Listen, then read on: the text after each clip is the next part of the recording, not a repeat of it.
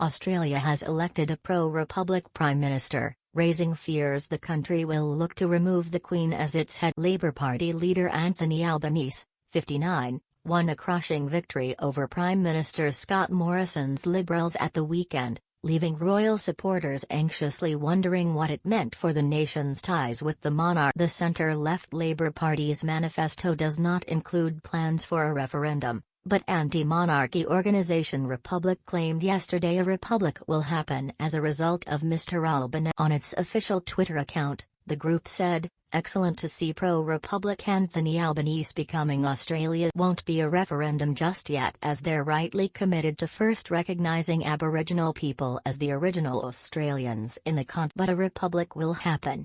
The idea of setting up a republic was tested in Australia in 1999 when former Prime Minister Malcolm Turnbull led a failed campaign during a national referendum, which was lost after almost 55% of voters chose to keep the ties with the monarchy. Mr. Albanese's victory has stirred up discussions among supporters who have looked back on his pro-republic comments and asked whether the monarchy should be more important than the cost of living, homelessness and medical care. More than 20 years ago, Mr. Albanese told a Republic referendum committee, "I urge people to support the Republic and support it now because it is inevitable. Everyone accepts we should do it now so we can do it with pride." In 2016, Mr. Albanese elbowed to almost everyone, raised the subject again, inviting people who agreed with him to share his views on but even some of the Labour faithful were not inspired, with one writer on social media saying it wasn't the right time. "You don't get my vote on this." Have a good look at countries that had a monarch and got rid of them. They now have a president. Another writer commented, "Sorry Albo, everyone does not accept that. I believe the money spent on becoming a republic would be better used to house the thousands made homeless by fire and flood, and also those made homeless by their life choices before." While Australia faces a long wait before the issue of a republic emerges officially, political leaders in Belize and Jamaica have recently suggested that steps would be taken towards breaking their links to the crown. Australia's new leader preferred to concentrate on another major issue among voters last night, vowing to introduce a big shift in climate policy. Climate change is a key concern for Australians after 3 years of record-breaking bushfires and floods, and Mr. Albanese said that under his party, the country could become a renewable energy. "We have an opportunity now to end the climate wars in Australia," he said. Australian businesses know that good action on climate change is good for jobs and good for our economy, and I want to join the global left. Mr. Albanese promised to adopt more ambitious emissions targets, but he has so far refused calls to phase out coal use or to block the opening of new coal mines. One of Australia's longest-serving politicians, Mr. Albanese served briefly as Deputy Prime Minister to Kevin Rudd back in December 2020. Brexit talks were stalling and an Australia-style no deal between Britain and the EU. That was when Boris Johnson was overheard whistling the Aussie ballad Waltzing Matilda in the corridors of No. 10. In the event, of course, a deal was signed, and the Prime Minister focused his attentions elsewhere on the international. But now he urgently needs to look again down under, where a political earthquake has just taken. His rough counterpart, Scott Morrison, leader of the centre-right Liberal National Government, has been turfed out of office by a ragtag alliance of woke lefties, green eco-warriors and latte-sipping independents, ending a 10-year hedge. And the Australian situation is far from unique. It is simply the latest example of a tide that has swept centre-left parties into power in Germany,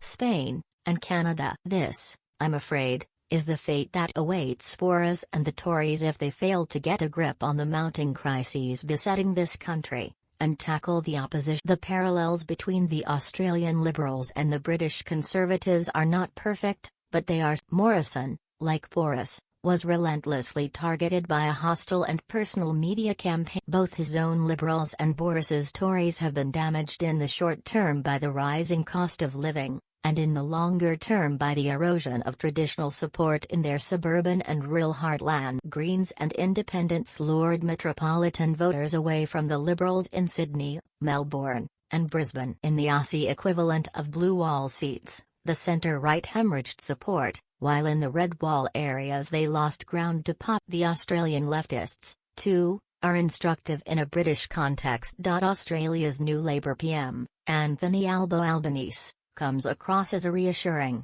lawyerly moderate, a bit like our own Sir Keir Starmer, who like him is 59. And like Starmer, Albanese struggled to beat his opponent on his own.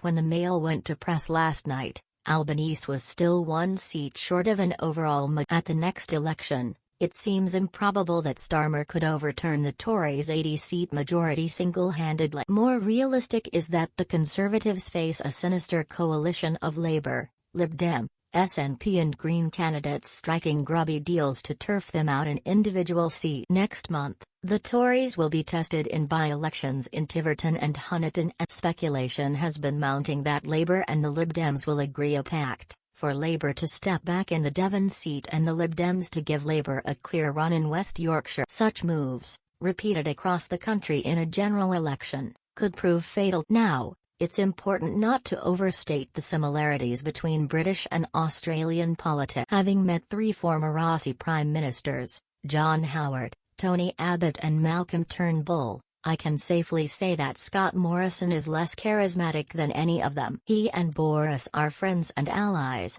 but very different. Unlike the man David Cameron once called a greased piglet, Morrison is bad at wriggling out of. Known as the bulldozer, Morrison also has a keen ear for public opinion, unlike Boris, who is usually quick to read. On climate change, Morrison has defended Australia's mining industry, while here the Tories jostle to out-green even their left-wing opponent. But Boris does need to learn some crucial lessons from the Australian debacle. He urgently needs a principled, coherent plan to tackle the cost of living. Inflation is running at 9% here and our economy is heading for. Instead of putting up national insurance and dragging millions into higher tax brackets, Chancellor Rishi Sunak should be slashing tax. With his big spending, big government policies, Boris has tried to please the Red Wall voters who lent him their support at the last. But levelling up doesn't mean chucking limitless sums of taxpayers' money at every problem. Australia shows us that a left-wing leader masquerading as a moderate can always outbid any conservative in spending promises,